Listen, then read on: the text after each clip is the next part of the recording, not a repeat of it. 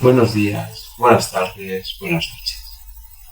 Como prometido, la segunda parte de aquella interesantísima entrevista concedida por John Messon, en la que, como en la anterior, seguiremos profundizando en los conocimientos, en los vericuetos, en las maravillas de este arte, que es el tarot.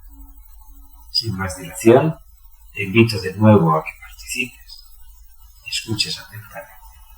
Un saludo. Bueno, pues para alguien que a lo mejor se acerque por primera vez a conocer el tarot o a estudiar el tarot, ¿qué le dirías? ¿Qué le aconsejarías? ¿Qué te sugiere decirle? Alguien que a lo mejor dice, pues voy a ver. Alguien que se acerca al tarot, yo le diría, cómprate un tarot de tipo 1, ¿vale? Un juego de tipo 1, por ejemplo, el Nicolás Convert. Especifica lo que es el tarot del tipo 1 y del tipo 2. Pues mira, vamos a ver uno de cada.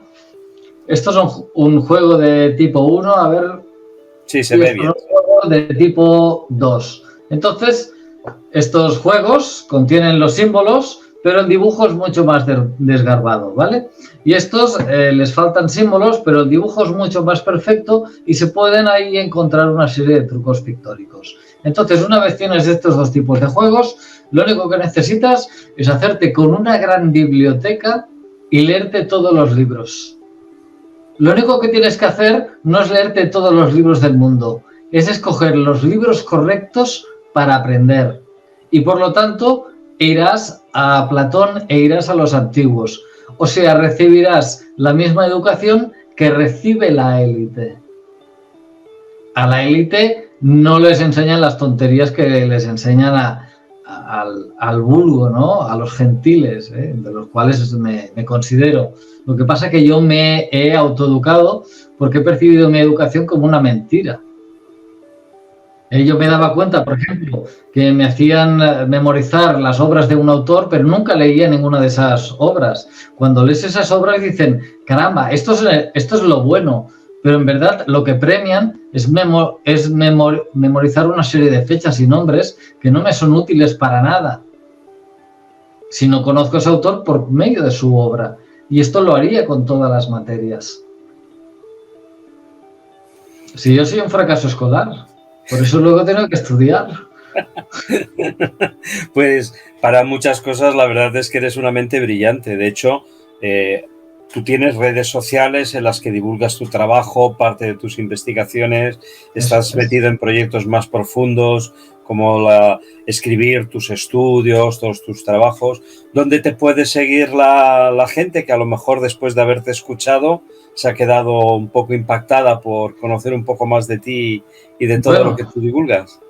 Me pregunto si, en primer lugar, habrán entendido la profundidad de las cosas del tarot, que si te fijas no hemos tratado apenas el tema de la adivinación, ¿no? Pero bueno, me pueden encontrar en YouTube, me pueden encontrar en Tarot y Símbolos, que es un canal dedicado al mundo de los símbolos y del tarot. Luego me pueden encontrar también en YouTube, en el mundo del ojo.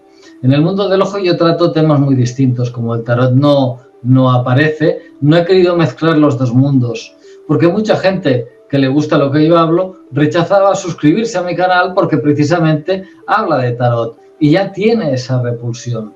Entonces, otro tipo de contenidos que les interesan los pueden ver en el mundo del ojo, que es mi otro canal. Y luego hay un canal donde tenéis línea directa conmigo, que es el foro abierto sobre el tarot de Marsella, y es un canal que lo monté contigo. En Telegram. En el canal de Telegram, exactamente. Correcto. Y allí, bien, se habla de tarot. Unas veces mejor, otras veces hablamos de una cosa, otras veces hablamos de otra, pero sobre todo lo que intento es incentivar a las personas a que vean el tarot de una manera mucho más real. Tenemos mucha literatura de tarot que no nos dice nada. En cambio, es muy fácil demostrar que el tarot es algo más. Entonces, si una persona tiene un poco de interés y se acerca al canal de Telegram, puede interactuar, puede ver también lo que hablan las demás personas y se puede ver que el tarot siempre tiene un trasfondo mucho más allá de la adivinación, de la cual, de hecho, yo me ocupo muy poco. De hecho, ese es un tema que quedará pendiente para otro encuentro, el tema de de la adivinación, que tiene que ver con la propia palabra, con divinación, o sea, hacer algo divino, ¿no? Pues sí, mira. ¿Cómo definirías tú entonces la adivinación? ¿Qué es para ti? Es que para mí la adivinación no es el tarot, ¿vale? Yo cuando tiro las cartas hago la tirada de las tres. Pero fíjate que es quizás, perdona que te interrumpa, es uno de los aspectos más conocidos, o sea, el tarot como oráculo, como arte adivinatorio, pero no es eso, ¿no? Explícalo. No, yo lo veo como un ordenador y lo veo también como un conjunto de bibliotecas que a medida que vas encontrando una serie de llaves, se abren estas bibliotecas que pueden estar escritas en lenguajes distintos. Lenguaje geométrico, lenguaje numérico, lenguaje de proporciones. Hay distintos lenguajes simbólicos, lenguaje figurativo, hay distintos lenguajes. Entonces, esos lenguajes, para abrir una de estas bibliotecas, tienes que encontrar la carta que es la llave. Siempre es una carta la que abre la biblioteca. Y con esto he perdido el hilo de lo que me estabas diciendo. ¿Cómo definirías lo de la adivinación? Sí, entonces la adivinación... Que por comentar. Lo de la adivinación parte de una paradoja científica. Y es de ahí de donde viene el tema de la tirada de 3 cartas, ¿vale? Vamos a tomar aquí 3 cartas. Las voy a mostrar así porque así las puedo aguantar con una sola mano. No hace falta que veamos lo que hay, ¿no? Bien, una carta, y esto lo hemos visto representado en el simbolismo de esculturas y demás antiguo, ¿vale? Tenemos el concepto de pasado, presente y futuro. Entonces, ¿dónde está la paradoja?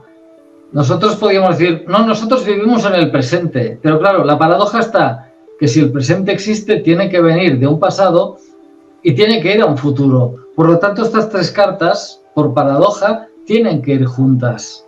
Y aquí es donde entra la adivinación, porque cuando yo tomo una carta del presente, me da una parte del futuro y una parte del pasado. Y es aquí donde entra la adivinación. Forma parte de nuestra propia naturaleza. Digamos que en el momento presente en el que estoy, ya existe el pasado y el futuro de manera intrínseca. Y si tú puedes avanzar un poco en ese pasado o en ese futuro, entonces es cuando eres adivino. Hablando de este concepto que has abierto una puerta muy interesante, el pasado es real, o sea, el pasado, aunque no exista, es real, porque es una experiencia vivida. El presente es la consecución de ese pasado, pero el futuro se puede entender como infinitas posibilidades. ¿Tú crees que el tarot, cuando da esa posibilidad del futuro, la que da es la mejor posible? ¿Da la única irremediable? ¿Te abre el abanico de posibilidades? Cuando una lectura de tarot es adivinatoria o es predictiva, ¿en qué sentido ves tú que funciona? Yo creo que según como preguntes. Yo siempre le explico a mis consultantes que lo que yo hago no es adivinar el futuro, sino más bien entiendo que el consultante es una persona que se ha perdido en el bosque y el árbol no le deja ver el bosque. Entonces el tarot me ofrece una imagen, digamos, de ese pasado, presente, futuro, y es como si yo lo elevara en el aire y pudiera ver el bosque desde arriba, ver el árbol que le impide ver y ver lo que tiene alrededor.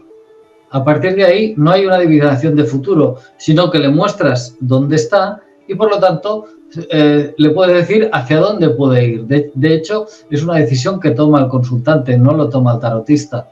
El tarotista lee, no cambia el futuro de las personas. Mi trabajo es leer símbolos, leer cartas, leer figuras. Entonces yo le doy la imagen desde arriba que presenta esta paradoja. Un poquito de pasado, un poquito de futuro y un poquito de presente.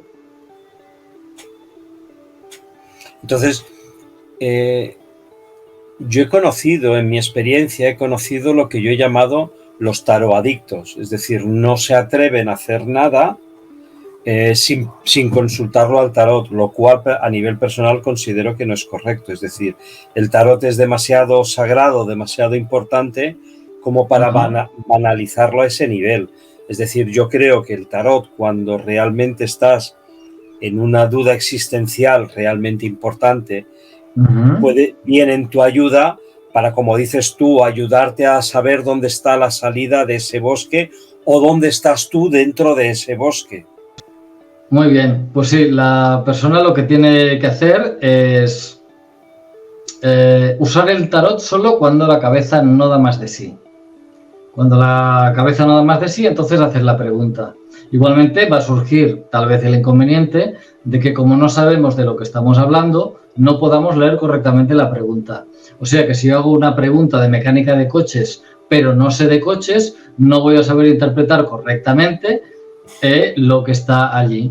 Yo, por ejemplo, puedo leer el tarot sobre mecánica de coches y lo puedo leer sobre muchas materias, pero si me haces una pregunta sobre barcos o la bolsa, por ejemplo, los negocios bursátiles y todo eso, no seré un buen tarotista. Yo soy buen tarotista en las materias que yo conozco previamente.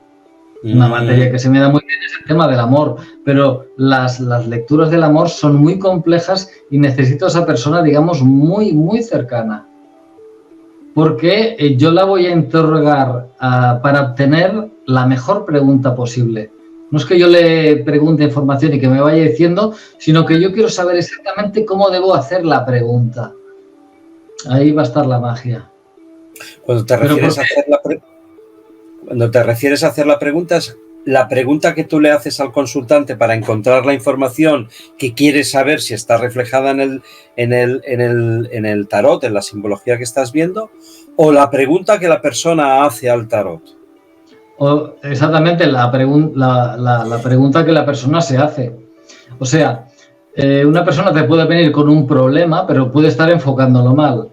Te puede venir una persona que me dice, mira, estoy harto de mi marido y me quiero separar, ¿vale? Entonces, lo primero que yo le pregunto es, ¿tú amas a tu marido todavía? A partir de ahí yo puedo empezar a indagar. Si ella ya está decidida porque quiere separarse, entonces tendremos que buscar otras cosas, ¿vale? Sería eso. Si una persona te pide, por ejemplo, quiero saber si mi pareja me es infiel. Yo esta pregunta, por ejemplo, en una lectura no la recojo nunca, porque luego esa persona va a usar esa información para crear una venganza. Entonces yo tengo que saber eso previamente. Entonces no es importante saber si le es infiel o no, sino es importante saber por qué esa persona no se conoce.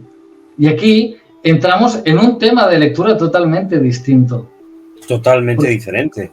Va a destruirse a sí misma y va a destruir a otros. El tema del amor, por ejemplo, es muy, pero que muy delicado.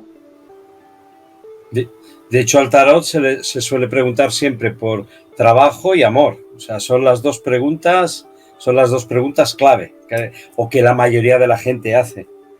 Ajá. Así es. Pero, por ejemplo, por el trabajo puedes preguntar otro tipo de cosas. Tal vez no estás en el área correcta, tal vez no es tu trabajo. El área geográfica puede verse que he quedado sin trabajo y tienes que buscar lejos. Entonces, tienes que ver en una primera lectura por dónde va el tema y luego tienes que ir perfilando hasta llegar a la persona y decirle, vale, por aquí vas a ir bien. Yo necesito normalmente varias tiradas cortas de cartas para poder afilar una pregunta que finalmente nos permita desarrollar el tema. Es como que yo, a través de las preguntas, conociera al consultante. Cuando conoces mejor al consultante, lo que haces es preguntar por él. Es la pregunta que él no ha sabido hacerse que finalmente tú la encuentras. Y luego el tarot dice lo que le da la gana y el consultante, cuando salga de ahí, hará lo que le dé la gana. Claro, que esa es su libertad. Además, tiene que ser así, ¿no? Así es, así es. Ya. Una vez que has hecho una lectura, tú haces después algún... A ver cómo enfoco la pregunta exactamente. ¿Haces algún trabajo de desconexión, de limpieza, de de responsabilidad de lo que de ese momento de la lectura, de autoaprendizaje de cómo lo has hecho? ¿Cuál es, en definitiva, cuál es tu después de una lectura?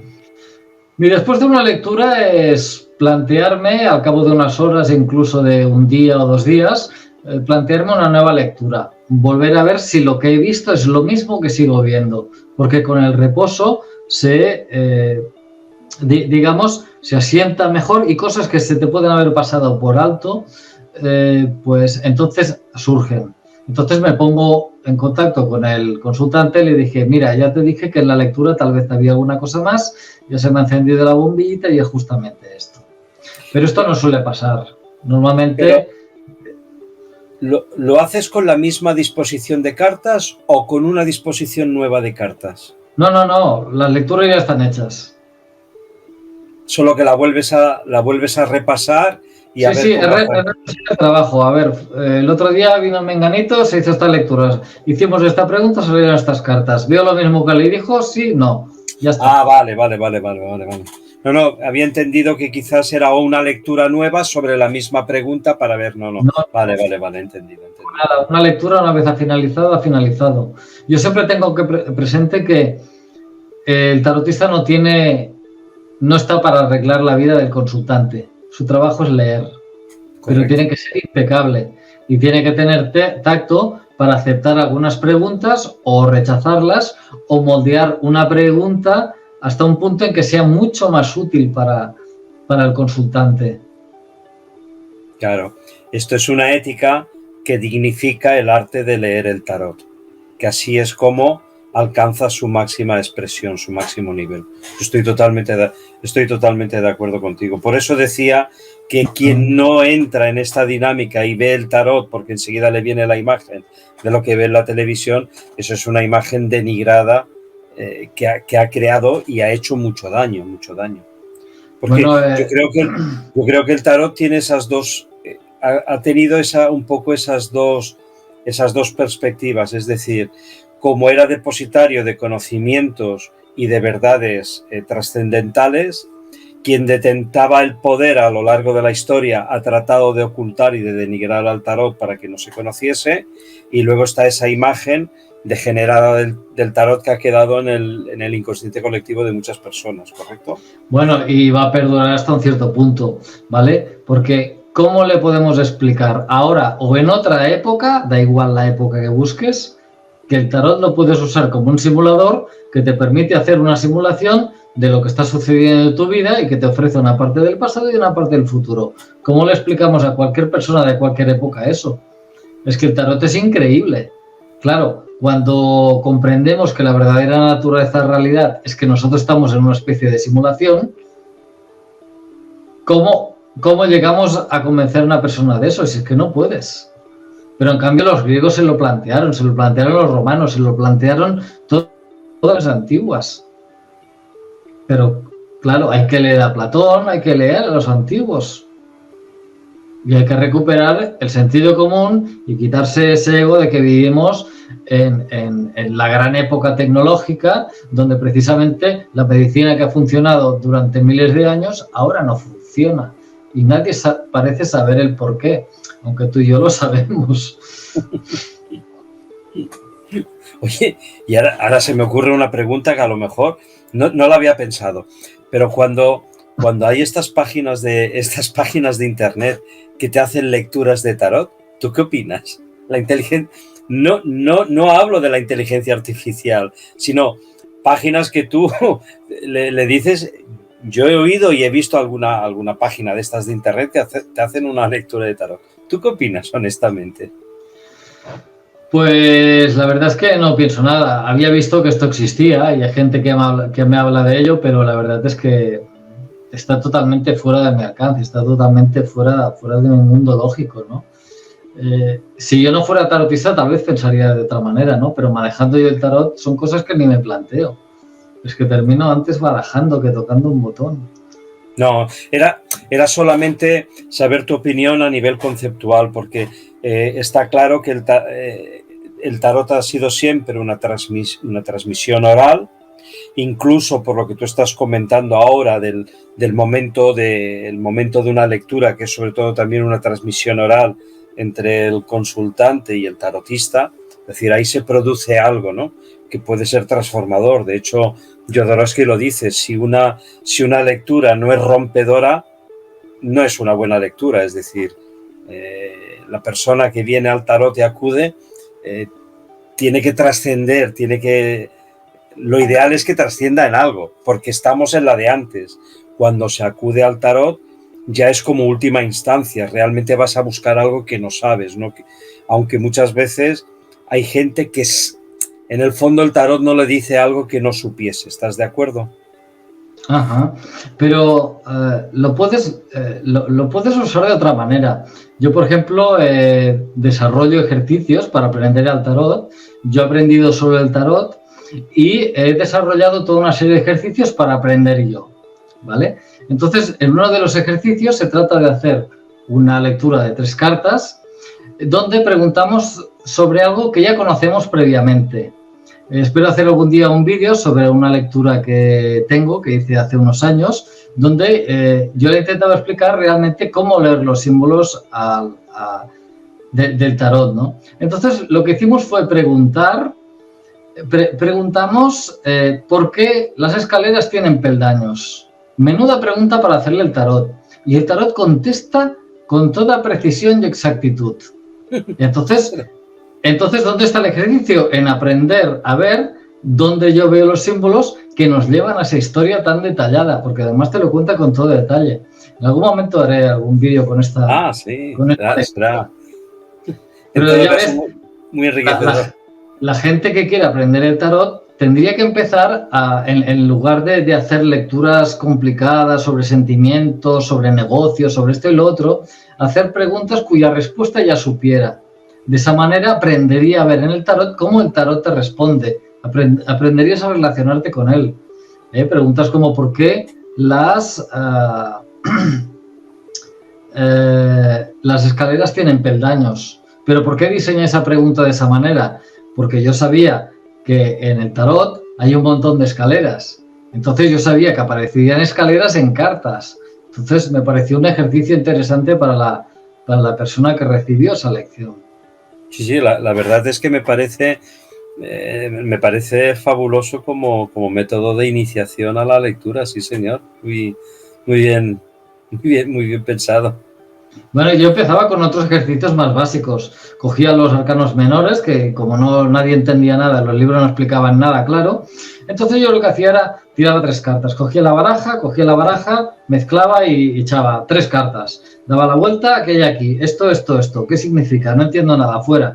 Hasta que se acababa la baraja. Luego volví a empezar. Y pasaba muchas horas así, porque de esa manera vas generando una interacción con el tarot, y aunque no comprendes lo que hay encima de la mesa, tú vas empapando todos esos símbolos y poco a poco vas viendo cosas. Mira, ahora los números van en sentido creciente. Van en sentido decreciente. Pues mira, esta carta está fuera de lugar. Y entonces vas entendiendo cómo funciona. Y tienes que hacerlo con ejercicios muy, muy, muy sencillos y con preguntas muy, muy básicas, cuya respuesta ya conozcas previamente. ¿Utilizas siempre la misma disposición de las cartas para hacer lecturas o va cambiando? Yo empleo el método de lectura que creo más conveniente al tipo de pregunta que voy a tener que responder. O sea, si yo quiero saber, por ejemplo, dónde están unas llaves que se han perdido, yo voy a hacer una lectura muy simple con todas las cartas de pie.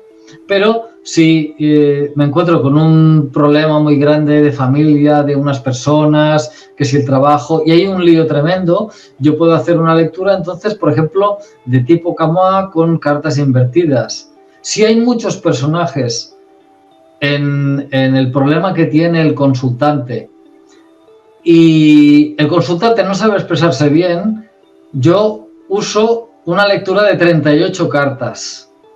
O sea, todos los honores más los arcanos mayores. ¿Por qué? Porque los arcanos mayores me dan las situaciones y los personajes me los dan las 4 familias. Y entonces yo empiezo a ver cómo se relaciona todo el meollo. Claro, se llena en un momento la mesa de cartas y necesitas un tiempo para poder establecer todas las relaciones y decirle, mire señora, mire señor, a usted le pasa esto. Y vas hilando toda la historia, pero tienes que saber. Cuanto más cartas, más difícil, más complicado. Evidentemente, claro que sí. De hecho, en tarot tú puedes inventar tu propia manera de leer si tú sabes cómo crear una lectura. ¿Y cómo porque se es crea una máquina? ¿Eh? ¿Cómo se puede crear una lectura? Pues mira, imagínate que yo quiero preguntar, pues, ¿qué partes de mi cuerpo están bloqueadas energéticamente? Puedo hacer un muñeco humano compuesto por cartas, por ejemplo. Y si yo he elegido bien los elementos, conozco perfectamente el simbolismo y demás, esa disposición de cartas, que tendrá una parte derecha y tendrá una parte izquierda, y tendrá una parte de arriba, una parte central y una parte de abajo, a partir de ahí yo puedo interpretar. Entonces aquí ya no uso una lectura de 3 cartas, puedo crear la figura que me parezca, puedo hacer una estrella, puedo hacer un pez, puedo hacer lo que me parezca, siempre que le busque una relación con la pregunta. Esta siempre me ha parecido cuando yo he oído hablar a Jodorowsky o he leído sus libros, él siempre da esta creatividad, esta abertura, esta forma de jugar abiertamente, pero con responsabilidad, evidentemente, y con conocimiento, no a lo loco y al tuntún. ¿Y qué estás leyendo ahora? ¿En qué estás? Pues, a ver, estoy releyendo un libro que es Los brujos hablan. ¿Los brujos hablan? De John Baines, sí. Los brujos hablan es un libro muy interesante del cual aprendí muchísimas cosas y me ha sucedido que aquello de que el alumno a veces supera al maestro o debiera de superarlo por defecto. Me ha sucedido esto al releerlo por segunda vez. Me he dado cuenta de lo muchísimo que he aprendido en estos últimos años, desde la primera vez que lo leí, que me impresionó muchísimo este libro. Y bueno, eso estoy haciendo. Y tengo pensada hacer una ponencia, pues no sé, dentro de 4 o 5 meses sobre este autor. Ahora sigues con el desarrollo de tu libro, de las investigaciones. ¿Cuándo crees que sacarás el libro ya al final? El libro no tengo ni idea de cuándo lo voy a sacar. Lo que sí he vencido es el último escollo. Tenía una cosa que me impedía avanzar. Había unos trucos pictóricos que no terminaba de resolver y eran vitales para lo que quiero explicar en el libro. Esos trampantojos finalmente los he podido resolver. He visto por qué no podía avanzar con eso.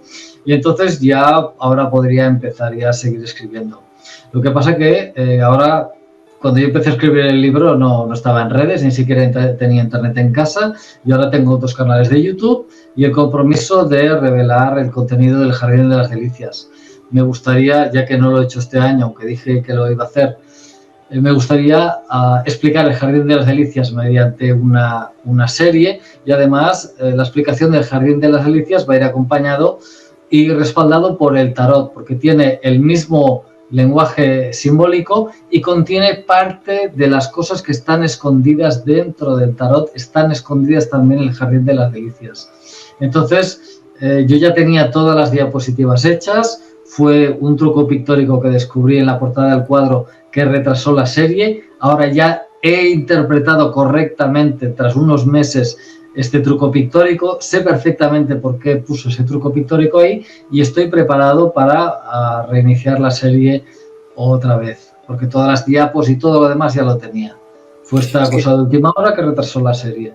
Yo siempre he pensado que tú tienes que hacer 2 libros, uno, el del tarot, los trampantojos y todo eso, y otro libro, el del Jardín de las Delicias. Son 2 trabajos de por sí volumétricos y kilométricos, pero sobre todo uno solo No podría hacer 2 libros, tendría que hacer muchos más libros. Sí, ya, claro. Y solo dedicarlos al Bosco, tendría que hacer también varios libros dedicados a él, porque sí, claro. Yo he analizado casi toda su obra pictórica y casi todos sus cuadros tienen trucos pictóricos. Lo que a mí no me ha dado tiempo es todavía de divulgarlo esto. Anteayer escuché una reflexión en un vídeo de un chico joven que hay por internet que me hizo pensar en ti. Digo, ostras, se lo tengo que decir a Jaume, que seguramente tú ya lo habrás visto. Yo no recuerdo haberlo hablado contigo. Tú sabes, en la Capilla Sixtina, el cuadro de Miguel Ángel de Dios y Adán, que se están tocando con el dedo. La portada de T, el extraterrestre. Sí, pues dice, tú fíjate, dice, el chico dice, ¿no os habéis fijado en una cosa en este cuadro? Y es que la imagen donde está Dios es el cerebro, es como un corte transversal del cerebro. Exactamente. Y está el bulbo raquídeo aquí detrás, está la glándula pineal y también está en una posición superior con respecto al hombre, porque simbólicamente el que está por encima gobierna lo que hay por debajo. Claro, y está la pata de Dios, o de la imagen que representa a Dios, es casi como un reflejo de la pata de Adán, es decir, en la misma forma, en la misma posición, en la misma altura, es decir, ostras, me pareció, digo, se lo tenía que comentar, digo, yo ya me lo imaginaba que tú lo habrías visto, pero como no recordaba haberlo hablado contigo, digo, ostras, lo tengo que comentar con Jaume. Pero es porque eso es lenguaje pictórico. Sí. La pierna en el suelo, eso lo verás en muchas pinturas clásicas, que hay una pierna en la cama o en la silla y la otra está en el suelo. Simboliza que una pierna está en contacto con el mundo o puede llegar al mundo físico y la otra está en otra dimensión. Entonces, este lenguaje pictórico lo vemos en el colgado, lo vemos en la carta del mundo, lo vemos en la carta del emperador, lo vemos en la carta del rey de copas y lo vemos en multitud de cuadros. Entonces volvemos al lenguaje pictórico antiguo. Hay un lenguaje perfectamente predefinido. Porque yo no te he querido hacer esta pregunta, pero mientras te estaba escuchando hablar, ¿tú te consideras más tarotista o más investigador de símbolos, de todas estas otras técnicas que tú conoces? Yo me considero investigador en general.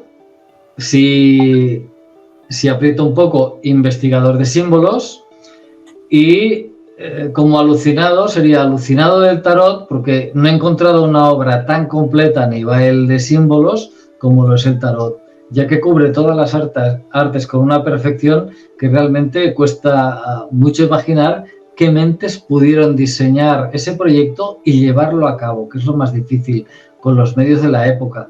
Me parece una locura. Uh-huh. Sí, no. Es muy caro. Es difícil imaginar. Yo creo que ahí se nos escapa, ¿no? Es decir, es difícil pensar que alguien con... Las cosas no son por generación espontánea, ¿no? Hay una sincronía, hay un trabajo muy profundo, pero es un nivel mental impresionante poder canalizar tanta información de una manera tan sencilla y tan a la vista, aunque al mismo tiempo tan escondida. Realmente se nos escapa. Yo creo que no alcanzamos a pensarlo, a imaginarlo. Sí, yo para llegar a esas reflexiones, lo que hago es, o sea, para investigar el tarot, lo que hago yo es situarme en distintas épocas, ¿vale? Yo veo, por ejemplo, no sé, el mago del tarot, ves la ropa que lleva, te sitúas en esa época, te imaginas cómo es el mundo, cómo es la economía, cómo son las relaciones sociales, cómo son las relaciones de pareja, cómo quiénes mandan, cómo funciona el tema del dinero, cómo funciona el tema del trueque, y me voy metiendo en la época. Y cuando estoy metido en la época es cuando yo puedo intentar razonar qué mentes han desarrollado esto. Porque habrá una clase que conozca los símbolos, que tenga unos privilegios, por supuesto, entonces te das cuenta que conoce la magia, conoce los números, por lo tanto, es una sociedad jerárquica la que ha montado todo este asunto, y entonces te vas metiendo en la mente de los creadores del tarot. Y entiendes que es como una orquesta. Había un director de orquesta y había todos unos músicos. Sí. Cada uno especializado en distintas áreas, que es lo que está contenido en el tarot. Uno conocería mitología, el otro conocería la magia, el otro conocería los rituales, el otro conocería mucho mejor el tema de los elementos y digamos la estructura atómica del universo. El otro conocería esto, pero desde la perspectiva de que todo es una ilusión, y toda esa gente lo metería todo, digamos, de manera homogénea y cómo lo simbolizamos finalmente. Luego, es verdaderamente una maravilla. Y luego, una vez me hicieron esta reflexión que me dejó pensando y encontré, digamos, mi propia respuesta o mi propia composición. Te explico. En el tarot, yo no sé si en todos los tarots conocidos o en todos los que tú conozcas, el arcano 15 en todos está denominado como el diablo. Pero si partimos de la base que el tarot manifiesta ideas arquetípicas, podemos entender que el diablo sería o la oscuridad, o la fuerza destructiva, o la fuerza oponente a, ¿sabes?, a acción y reacción, ¿no? Pero la idea de asignar a la oscuridad la expresión diablo, Satán o Lucifer, eso viene un poco en nuestra cultura. Pero si el tarot es muy antiguo, es muy probable que antes, en vez de diablo, a lo mejor lo denominase con otro nombre. ¿Me explico? Bueno, tendría el nombre de un dios, pero eso sería lo mismo. Por ejemplo, la carta del diablo, una de las cosas que vas a ver si se ve aquí. Vale, perfecto. El diablo, tú puedes coger cualquier tarot antiguo y el diablo está torcido. Está ligeramente torcido y tardé mucho tiempo en darme cuenta de esto y por eso algunos trampantojos no me cuadraban, algunos trucos pictóricos no me cuadraban, porque primero había que ponerlo recto. Pero si ves, por ejemplo, la carta del Papa, verás que uno de los pilares está torcido. Entonces, es que sin analizar la figura, la posición de la figura ligeramente torcido ya te está diciendo lo que es. No necesita más expresión. Con una línea un poco torcida ya hubiera valido. Es que, de hecho, yo me acuerdo que esto lo dijo en una ocasión Philip en un curso, dice, la simetría perfecta es diabólica. Dice, de hecho, no la encontrarás en el tarot. Es decir, nunca es perfecto. Claro. ¿Te estás refiriendo a eso? No, me refiero al concepto de torcido. El diablo es torcido. La iglesia es torcida. Entonces, el diablo lo pone torcido en todos los tarots antiguos que busques, en todos está torcido. ¿Vale? Y luego, en la carta del Papa, uno de los pilares está torcido, porque de cara a los fieles, la iglesia recta, pero es un culto dentro de un culto que esconde el satanismo. Y por lo tanto, uno de los pilares está torcido. Entonces, simplemente con un elemento torcido, ya te está diciendo que la naturaleza de eso. Y luego, las cosas no pueden ser simétricas ni pueden ser perfectas, porque cuando una cosa es perfecta se detiene la creación. Es como una foto. Entonces tiene que ser imperfecto para que pueda seguir girando. Está en el proceso infinito, sí, señor. Bueno, Jaume, oye, no sé si a ti te ha gustado el encuentro, la entrevista, por fin la hemos podido hacer. Pienso que podemos hacer más, no digo la semana que viene, pero podemos hacer más para ir profundizando, ir adentrando, porque sobre todo en la parte final a mí me ha gustado que era como un diálogo, hablábamos, comentábamos, como estas conversaciones, ¿no? Al principio era un poco entrevista, pero bueno, espero que te haya gustado. Podemos preparar un poco el tema y eso. Yo, por ejemplo, cuando hago una ponencia, yo me siento muy intranquilo en el sentido de que no estoy del todo cómodo porque tengo muchos datos memorizados y tengo que soltar ahí un chorro, ¿vale? Pero en cambio, cuando tengo un diálogo con una persona, puedo decir cosas que normalmente no diría porque tengo un interlocutor que me permite actuar. Entonces yo puedo revelar cosas que tal vez no diría porque no le doy importancia, pero que al público le pueden interesar.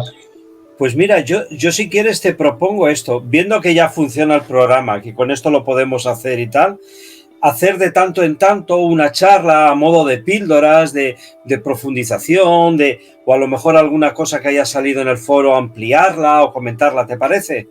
Se puede hacer, claro que sí. Vale, pues encantado. Bueno, Jaume, muchísimas gracias. Ha sido realmente un auténtico placer. Me lo he disfrutado mucho. Espero que tú también. Bueno, yo también tenía muchas ganas de que alguien me entrevistase para que pudiera hablar de cosas que nadie me pregunta. Jaume, lo dicho, un auténtico gusto. Que la fuerza te acompañe. Y que esté contigo, que la fuerza esté contigo. Muy bien, muchas gracias. Chao, gracias. Venga, un abrazo. Chao, chao, chao.